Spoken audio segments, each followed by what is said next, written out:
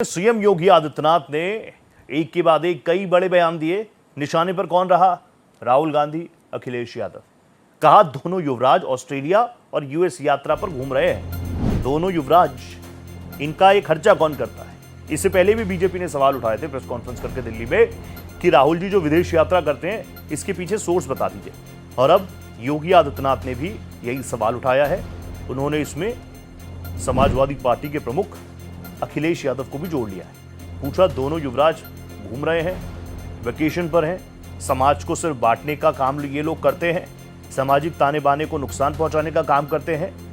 ये भी कहा कि सारी करतूतें जनता जानती है, इसलिए आपको जनता नकार चुकी है। जनता की अदालत में आप कहीं खड़े नहीं हो पाते।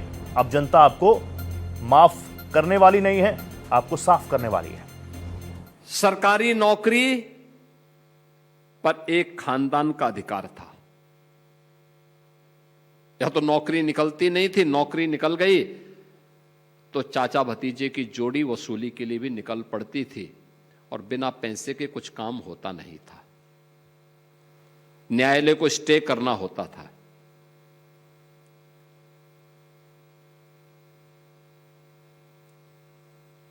उत्तर प्रदेश धीरे धीरे करके बीमारू राज्य होता गया।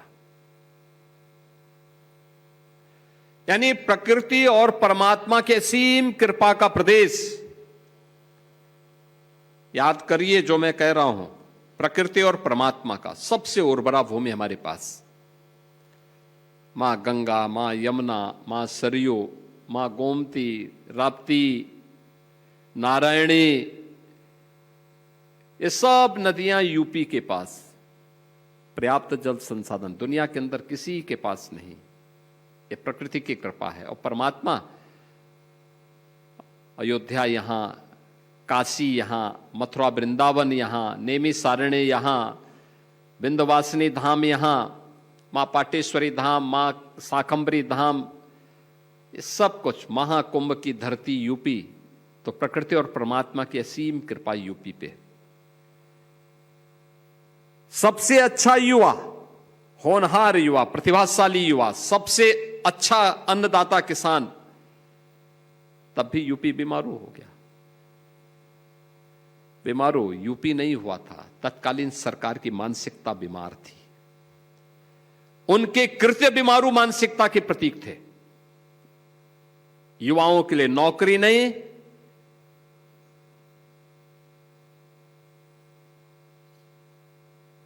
जो सरकार अपने युवा की उपेक्षा करती हो, अपने कारीगर को प्लान करने के लिए मजबूर करती हो, अपने अन्नदाता किसान का अपमान करती हो, उस सरकार के लिए कोई जगह नहीं होनी चाहिए। तो योगी आदित्यनाथ को आपने सुना, उन्होंने कहा दोनों युवराज घूम रहे हैं ऑस्ट्रेलिया और यूएस।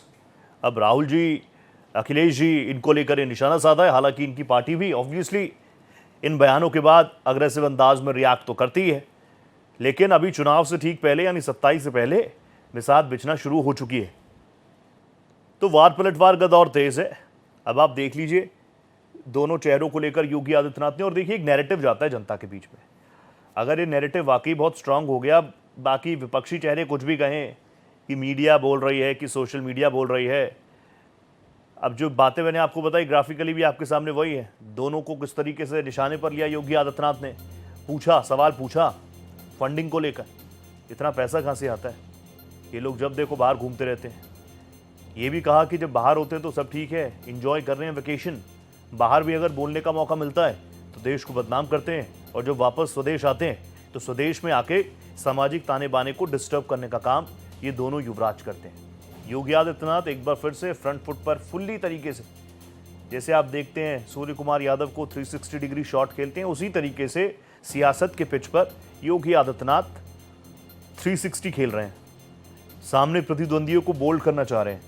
लेकिन ये जो 2027 का वनडे है, खैर अब तो T20 का भी चल रहा है, लेकिन ये जो वनडे है उससे पहले माहौल पूरी तरीके से बनता है। किसकी टीम स्ट्रांग है, क्या है, हर एक चीज पर हर कोई बात कर रहा है। मेरे साथ मेरे सहयोगी रवि कुमार जुड़ चुके हैं। रवि, एक बार फिर से सबसे पहले तो दोनों को युवराज कहकर संबोधित किया, राहुल गांधी भी युवराज, अखिलेश यादव भी युवराज, और कहीं ना कहीं जनता के बीच अगर ये नैरेटिव मजबूत हुआ तो फिर दिक्कत है दोनों के लिए। देखिए बिल्कुल एक बार फिर से दोनों को ही निशाने पे लिया, हालांकि नाम बिना लिए हुए उन्होंने निशाना साधा है, चाहे वो सपा प्रमुख अखिलेश यादव की बात हो या कांग्रेस पार्टी के सांसद राहुल गांधी की बात हो। जिस तरीके से उन्होंने एक बार फिर से तंज किया है, उन्होंने विदेश यात्रा को लेकर तंज किया और साफ तौर पर यह भी कहा कि किसके पैसे से जो यात्राएं हैं वो हो रही हैं, यानी कहीं ना कहीं उन्होंने ये साफ किया गया कि जनता के पैसे का इस्तेमाल हो रहा है। वो इन्होंने बगैर नाम लिए जरूर इस बात को कहा, और जिस तरीके से उन्होंने ये भी साफ किया है कि चांदी का चम्मच लेकर पैदा हुए हैं, उन्होंने आम लोगों की समस्याओं के बारे में क्या ही पता है। तो निश्चित तौर पर जिस तरीके से वो पहले भी मुखर होकर बोलते रहे हैं, चाहे सपा प्रमुख अखिलेश यादव को लेकर बोलते रहे हो या कांग्रेस पार्टी के सांसद हैं राहुल गांधी उनको लेकर कहते हैं, तो निश्चित तौर पर एक बार फिर से निशाना साधते हुए जरूर नजर आए। और जिस तरीके से उन्होंने तमाम सारी और घटनाओं को जिक्र किया है, चाहे अगर हम बात करें तो हनुमानगढ़ी की सीढ़ियों पर जिस तरीके से जो उन्होंने जिक्र किया है कि नमाज पढ़ने की बात ही, उस तरह उन्होंने ये भी कहा कि उस ऐसे में भी कहीं ना कहीं सवाल खड़े किए। और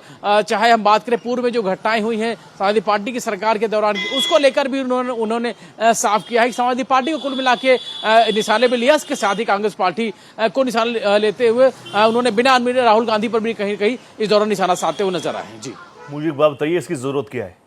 क्योंकि जनता के बीच में इस तरह की बातों पर ताली मिलती है, इसलिए जरूरी है। क्योंकि मैं तो देखता हूं कि भारतीय जनता पार्टी बार बार कहती है कि हम तो रिपोर्ट कार्ड पे काम कर रहे हैं, रिपोर्ट कार्ड पे काम कर रहे हैं। यहां पर भी योगी आदित्यनाथ ने दोनों पर निशाना जरूर साधा, लेकिन हर बार जिस तरीके से तोहफे लेकर पहुंचते हैं योगी आदित्यनाथ या विकास की बात करते हैं, लोगों के बीच से किस तरह के एंडोर्समेंट आता है? इस तरह के बयानों पर ज्यादा हुटिंग होती है, या विकास के आंकड़े जब योगी आदित्यनाथ दिलाते हैं उस पर ज्यादा हुटिंग होती है, तालियां बजती हैं? लॉ एंड ऑर्डर को लेकर जब योगी आदित्यनाथ बात करते हैं उस पर तालियां बजती है, माफियाओं को मिट्टी में मिला देते हैं उस पर ज्यादा तालियां बजती हैं?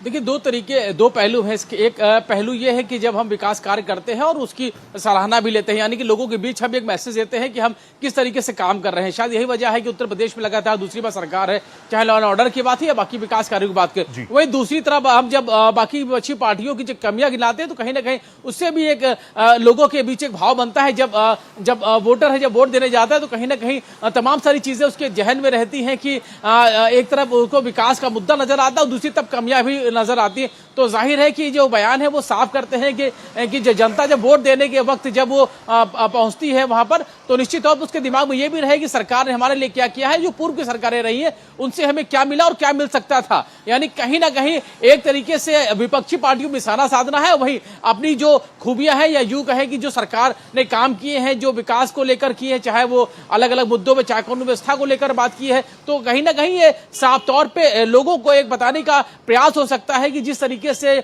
जो काम किया गया उसी काम की वजह से जनता ने उनको चुना है और अगली बार फिर से मौका मिलेगा तो जनता उनको एक बार फिर से मौका दे। और दूसरी बात यह है कि अगर विपक्ष पर निशाना साधते हैं तो निश्चित तौर पर यह भी बताने का प्रयास है कि विपक्ष की पार्टियों के दौरान क्या कुछ हुआ है और ऐसे में अगर उनको फिर से मौका मिलता है तो क्या कुछ चीजें हैं वो पब्लिक के लिए नुकसानदायक हो सकती है। तो निश्चित तौर पे कहीं ना कहीं मुख्यमंत्री योगी आदित्यनाथ का दो तरीके संदेश, एक संदेश ये विपक्ष पे हमला करने का यानी विपक्ष की जो कमियां है वो गिनाने का, उसके साथ ही जो दूसरा संदेश ये है कि सरकार ने जो लगातार काम किया है और आगे आने वाले समय में क्या कुछ काम करने वाले, तो ये कहने का साफ संदेश है कि मुख्यमंत्री योगी आदित्यनाथ ने जिस तरीके से काम किया है और निश्चित तौर पर वही वजह है कि दूसरी बार मौका मिला है और बीजेपी जो हैट्रिक करने की तैयारी कर रही है। तो निश्चित तौर पर जो लगातार कार्यक्रम हो रहे हैं, संवाद हो रहे हैं, संवाद के जरिए जो बताने का जो जरिया है वो लोगों तक अपनी बात पहुंचाने का है, ताकि जब चुनाव के वक्त जब लोग वोट देने जाएंगे तो निश्चित तौर पर ये तमाम बातें उनके जहन में रहे। जी अच्छा रवि, एक चीज बता दीजिए, दो युवराज की बात की, एक तो दिल्ली वाले हैं, एक लखनऊ वाले हैं, कई बार वो कहते आए हैं इन बातों को,